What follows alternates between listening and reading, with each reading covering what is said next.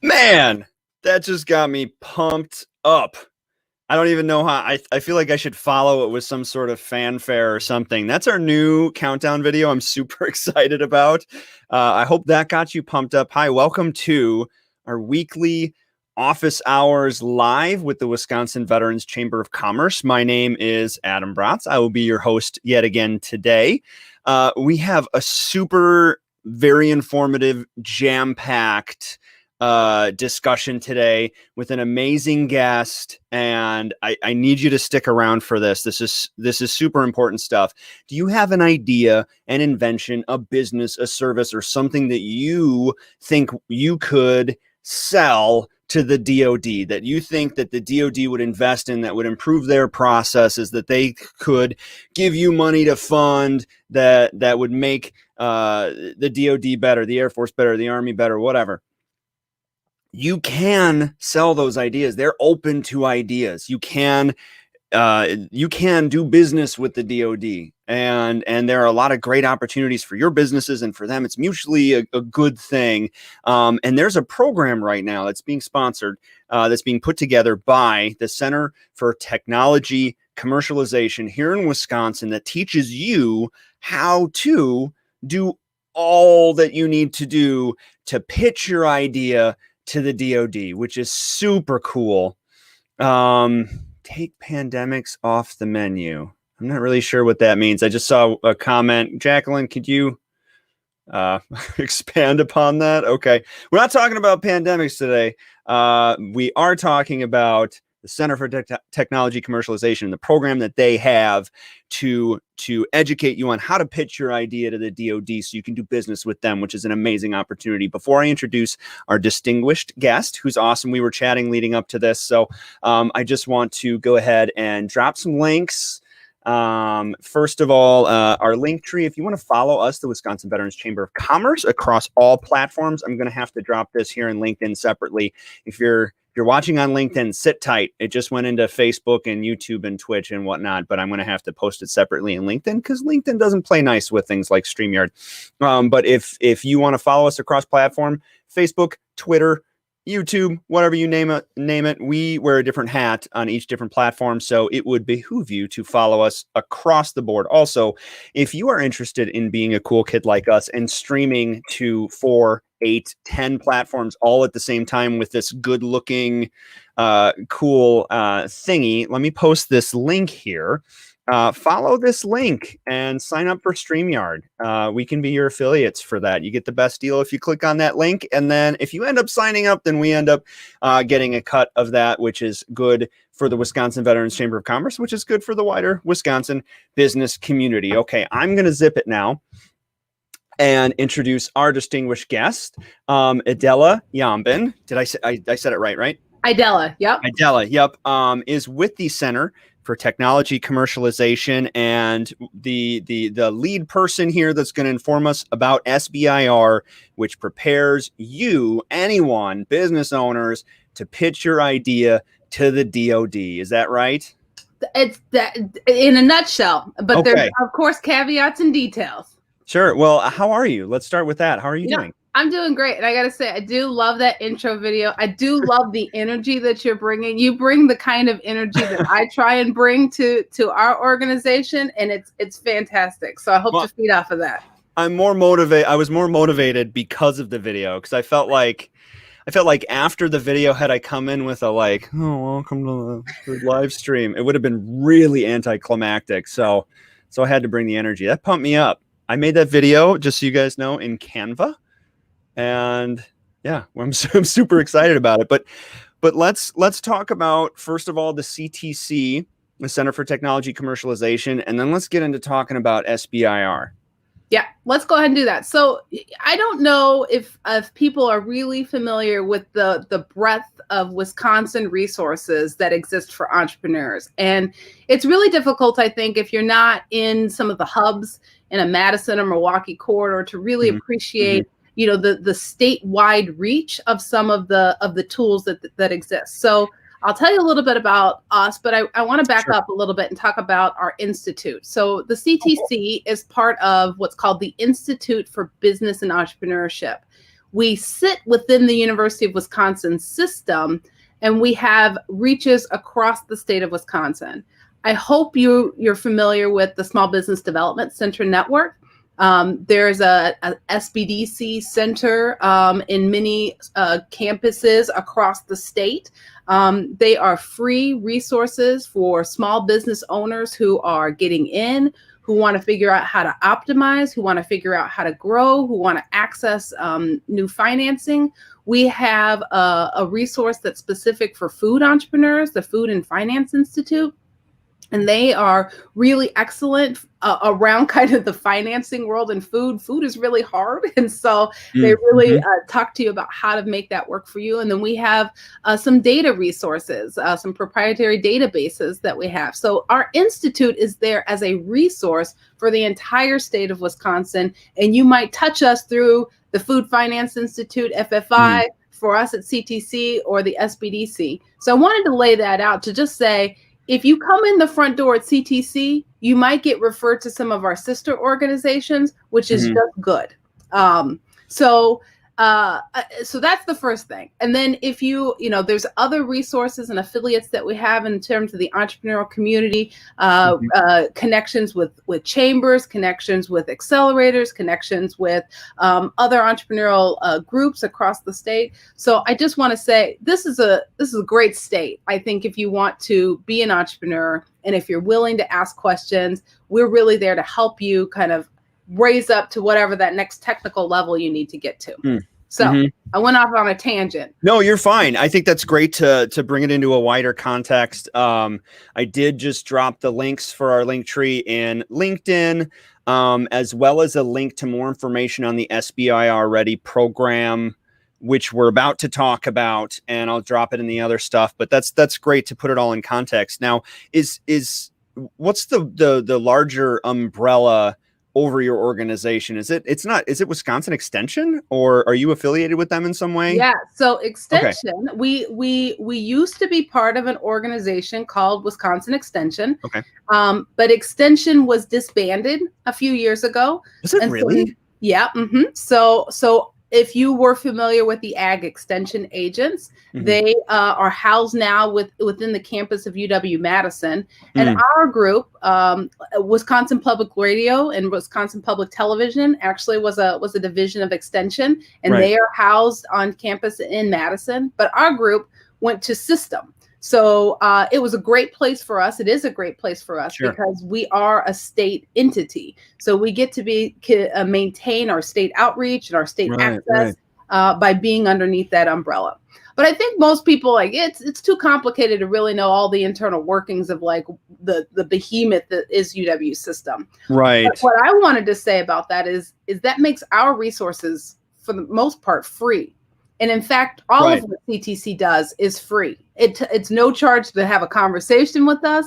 And for us, we have programs, a suite of programs. We'll talk about SBI already. All of those are free. And in fact, we actually give out money for participation in our programs. And if you do find that you are competitively awarded one of these SBIRs, there's additional money.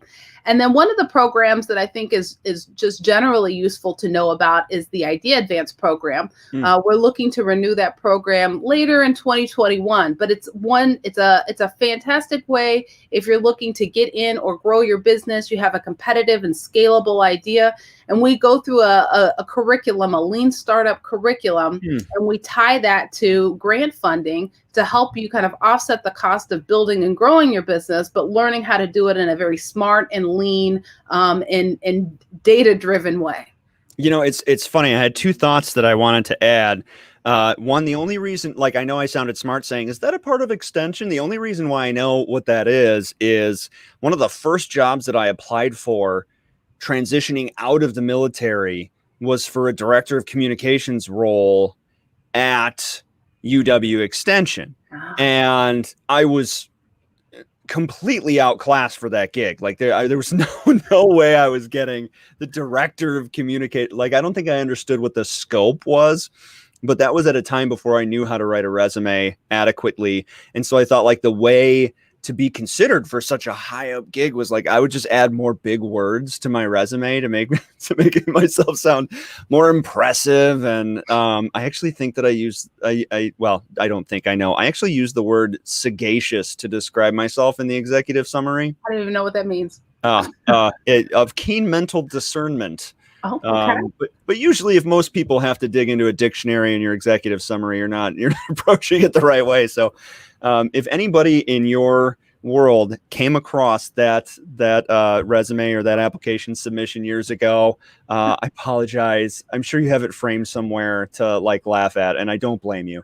The other comment is we recently, as a chamber, had somebody from the Center for Technology Commercialization come to speak with our command post, which is our annual 8-month cohort business development program for veteran-owned businesses, to speak about lean modeling. And it was Todd Strother. Yep. And it was one of the best presentations. So just like overarchingly, we're big fans of the CTC and just the information that you bring to the table and the quality of employees that you have and presenters and whatnot. So we're a huge fan. So that was really cool. A real good asset for our command posters. So the last point I wanted to touch on before we move forward is you mentioned that these programs, these incredible programs for business owners to help them develop and scale and accomplish all of these things as business owners are free because they're state funded. It's a state funded organization. You don't pay for these. You actually, in many cases, get a stipend for the resources to get this education at CTC. Now, I just want to underscore SBDC, FFI, and CTC. We all do things a little differently because we're funded differently. But like the SBDC, it's free consultation, and they have an ETP program that is like $250, and they have a wonderful wealth of guest subject matter experts where they do low cost programming. Everything at CTC is free. And Adam, you may have thought that those two previous comments were like kind of maybe out of the blue. I think it's actually a good segue because extension in your experience applying, I think, is a really good analogy to the challenges for those who are thinking about the SBIR program, who are thinking about grant funding to get a new idea off the ground. It is, if you don't understand the culture and the structure of the organization, you don't understand how big or how small to make your proposal, you don't understand who needs to be in the mix in order to make this a good team. You may be thinking to yourself, right now I'm a solo entrepreneur. I got one person. How do I find a team, and how do I do that responsibly in order to be competitive for some of these opportunities? Right. That is, I think, what we really enjoy doing, and particularly what I really enjoy doing at the CTC is helping you think through the customer discovery, which is the lean startup process, and the customer discovery of doing business with the customer that is the federal government. Right. And so we try and infuse a lot of that training in our programs to help you navigate the SBIR world. So I've mentioned this a lot of times. I think I should probably take a step back and talk about what SBIR is. Yeah, absolutely. So SBIR stands for Small Business Innovation Research. There's a sister program. I won't get into it right now, but essentially it's about a $3.7 billion program that's administered by the Small Business Administration. It is a federal set aside. Agencies that have a certain amount in their R&D budget are required to participate and set aside cash, set aside funds to allocate to their SBIR program, their Small Business Innovation Research Program. Now, there are 11 agencies that participate in the program. And some highlights for Wisconsin are the USDA, the National Institutes of Health, the National Science Foundation. But it may not surprise most that the Department of Defense has the largest of the SBIR budgets. And to put it in context, They have about $2 billion of the $3.7 billion federal program. Yeah. So there's a lot of opportunity. And also, to put it in context, Wisconsin has won about 17 awards for about fiscal year 17 to fiscal year 19. They won about 17 awards. Michigan and Minnesota have won over 100 awards in that time frame. In Iowa, I love Iowa. I don't have anything against them, but they won like 12. So our 17 to their 12, in my mind, there's opportunity for Wisconsin to grow. Right. And by awards, you mean ideas that have been awarded contract with the DoD. Yep. So let's talk about what's a good fit. The type of ideas that have traditionally been a good fit for SBIR, Small Business Innovation Research Funding, are new, innovative, game-changing technologies and ideas that fit within the scope of what that agency is looking for. So let me give you some of my favorite examples of what innovation means, because I think often that becomes the barrier for who believes they can participate in this, right? Do I have to have a PhD? No. Do I have to have a technology that spun out of the university? No. Do I have to have had 30 years of work in a particular area?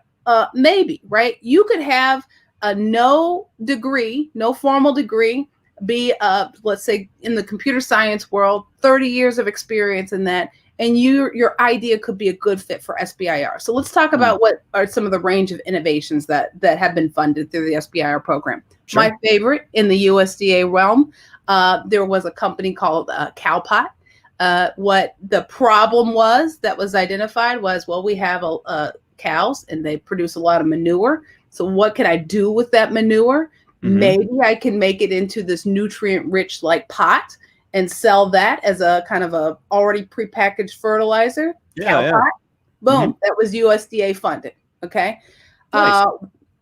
We've had in our realm, we've had a company that wanted to farm walleye. The problem is, walleye, mass farming of walleye would be lovely. People like walleye. However, walleye are cannibalistic. So the idea was, yeah, I know. They are cannibalistic. What? I know. They're so delicious. So,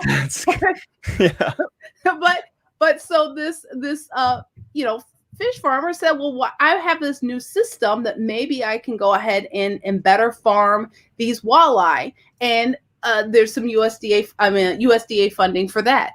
The point of the SBIR program is for you to be able to identify a real critical problem that is an unmet need, to propose something that's risky.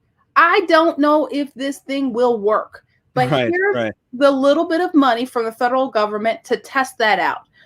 I don't think are any other pots of funding that are really readily available for people to test out risky ideas. So let me pause there, because then the DoD is taking a different flavor on that. So there's chats and things like that. Sure. I just wanted to hop in there and say we had a good question from Tyler that I just threw up on the screen. Is there a resource to look up current problems that need to be solved? I love creating solutions. I have a link here, and please tell me if this is wrong, but it would be the most recent, the December Department of Defense topic pre-release.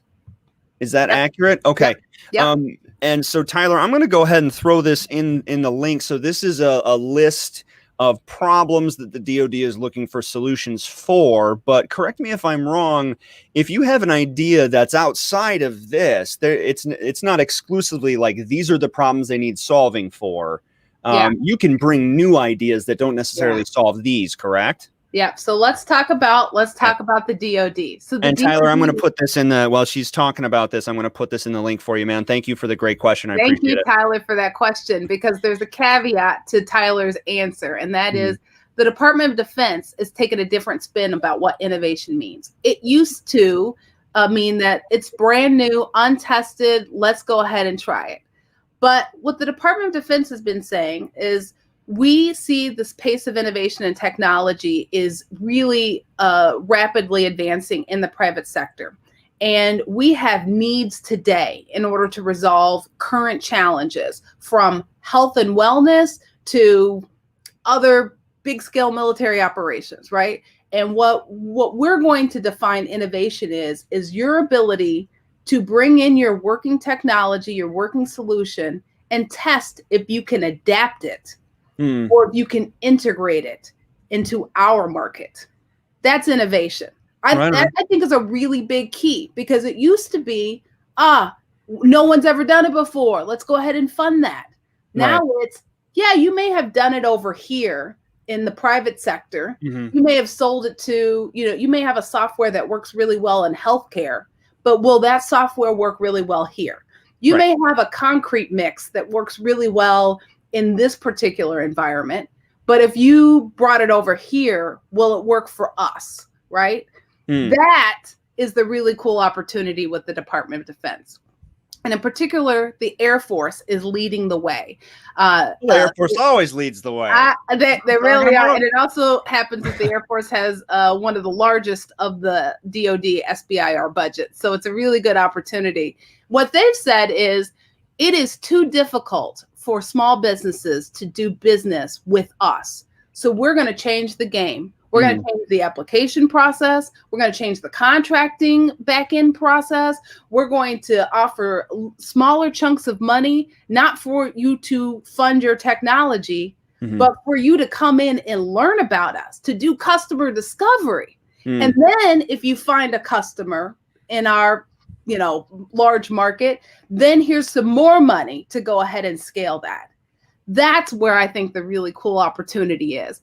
And they are leading the way for open topics. So when you send Tyler and anybody else those broad agency announcements of what was allowed in the December release, Tyler, look for the open topics that are offered by the Air Force, because that is where you can look a little bit about the breadth of what they're looking for. So Tyler asks, is there a resource to look up current problems that need I was just putting the same question back up. There you go. Yeah. Okay. So he's got such a wholesome picture, like Tyler. I know, it's really nice. What an adorable dog too. What kind of dog is that, Tyler? If you're still watching, Tyler, one, I'm glad you're here. Two, I love your picture. Three, what kind of dog is that? And what is his or her name? We want to know. So we got distracted with Tyler's dog, but I do love it.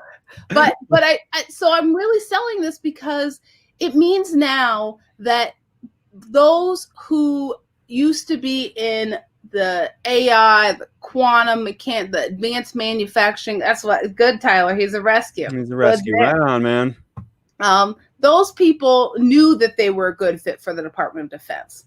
Now they're looking at, in Air Force, health and wellness. They're looking at new education, and even how your curriculum, Adam, we were talking about your idea, right? Your curriculum could be integrated into a AR/VR program, and then that is a whole new SBIR. It's so much to try and dissect, and that's why we're offering the SBIR Ready program. That's the crux today. Let's use that as an example. So if, let's say so I have a personal business. We were talking about this beforehand, but I think let's use this as an example. So I'm building an educational program, an online course curriculum that teaches folks how to network on LinkedIn effectively for career and professional growth, how to build large organic powerhouse networks that help them to, and in particular, it's targeted towards nonprofit executives and transitioning veterans, right? Because there's a lot of there's a lot of value in having a powerful network there. So for me, you look at the list of the link that I just sent out, you see a lot of technical things and a lot of technology-based things. So for me, I have a business where I'm building an educational program, but I see a potential value. Like if this was connected to the transition assistance program for everybody in the DoD, they would benefit greatly from that, because I know by personal experience that they don't teach LinkedIn and online and hybrid networking the way that they should in TAPS. Anybody that's watching this, that's a veteran, is going, They know, so like I see a value there, but it's not on the list. Like, is this something that I should consider? Do I sign up for SBIR? Do I learn how to pitch that idea to the DoD? Yeah. So here's what I would say, Adam. It may be that Gunner, your by the way, I idea, love that. I was like, I thought it was a collie, but I would not have guessed a German Shepherd. How cool. Thanks, Tyler. Appreciate you humoring us on that. But so do I submit that? Yeah. So here's what I would say is an opportunity, and this is why I would encourage everybody to sign up for SBI already. I mean, here's the plug. Just in short, it's 4 sessions, week by week. We do have a letter of intent that's due in February, which is just for us to gauge who is planning to participate and where they're at and that kind of stuff.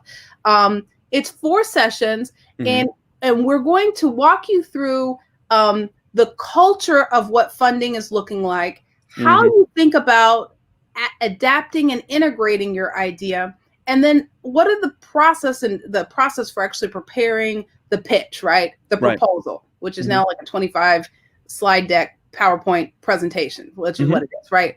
And then we're going to help introduce you to other resources that are outside of Wisconsin that are there to help you take it to the next level. Right. Now, if you go through the first 4 sessions, if your company goes through the first 4 sessions, first, if you're selected, and then you go through the first 4 sessions, then you're eligible for a $750 stipend. Okay.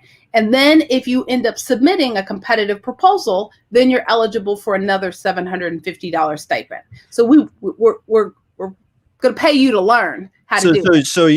So let me, I think we should foot stomp this. So what you're saying is, over these 4 sessions that start in March, so basically what I would do, we'll use me again as an example. So what I would do is I would submit my letter of intent by February 11th. For more information on that, check out the link that I put in all of our platforms here. But then the sessions run, they're 90 minutes starting at noon, 4 sessions starting March 17th. One of them is on your value proposition. Another is on laying the groundwork, like how to apply for this for DoD contracts. Session 3, the distilling process. Session 4, and that's on April 7th, pitch to convince. So I complete these 4 sessions. I'm going to learn how to. We have homework. We always do homework. Right. So there's homework, but I put in the work, and so throughout these 4 sessions that not only are provided to me free, but I'm going to learn how to pitch an idea, potentially exceptionally lucrative a business connection with the DoD. At the end of that, I completed. I'm going to get $750.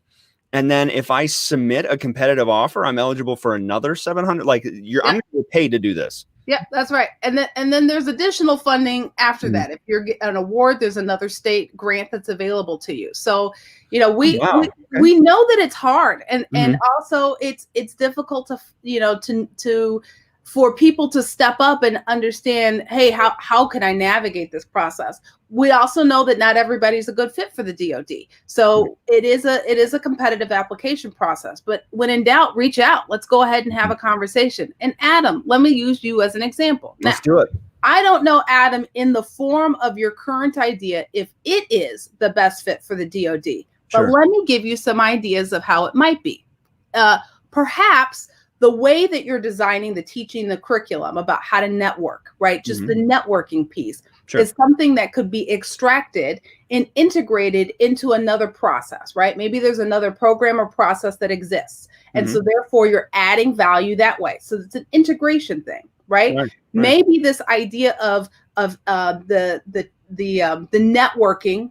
And if you did that, say and adapted it with a technology, let's say you had some kind of app or something like that in order to help move that training forward, right? That adaptation process may be fundable.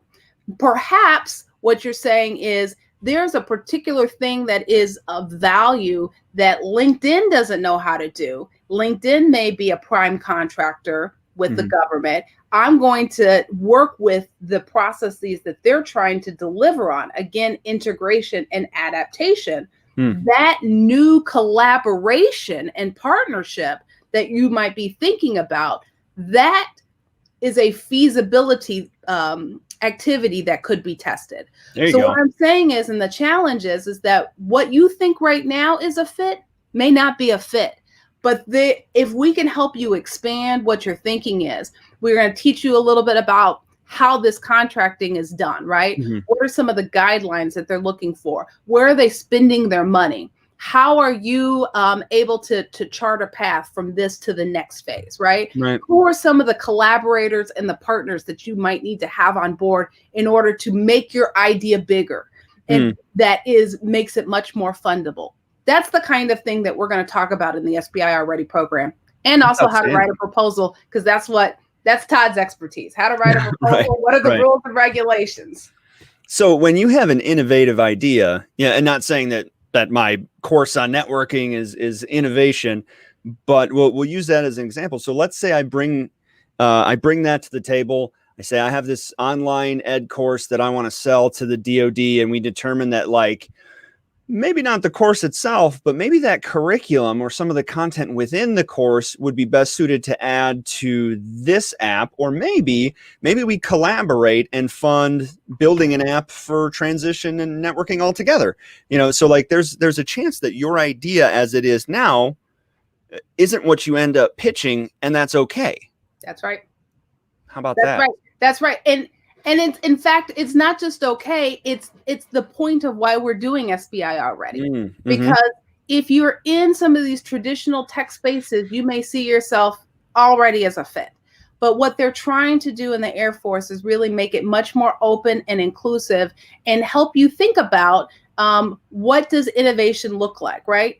Again, from anywhere from health and wellness all the way to new concrete mixtures. And I'm bringing up this, I'm going to put this in the chat here. We put together a little web page on different kinds of innovations that have been funded or have been a point of interest for people. So now I don't know how to put stuff in the chat here. I'll put, I think maybe I can put it in your private chat, and then you can go ahead and then I can do that. Yep, absolutely. Okay, so I see private chat. Okay, so the link that I'm about to post, and it's going to go first to Facebook, YouTube, and Twitch, is a list, you're saying, of innovations that have been funded?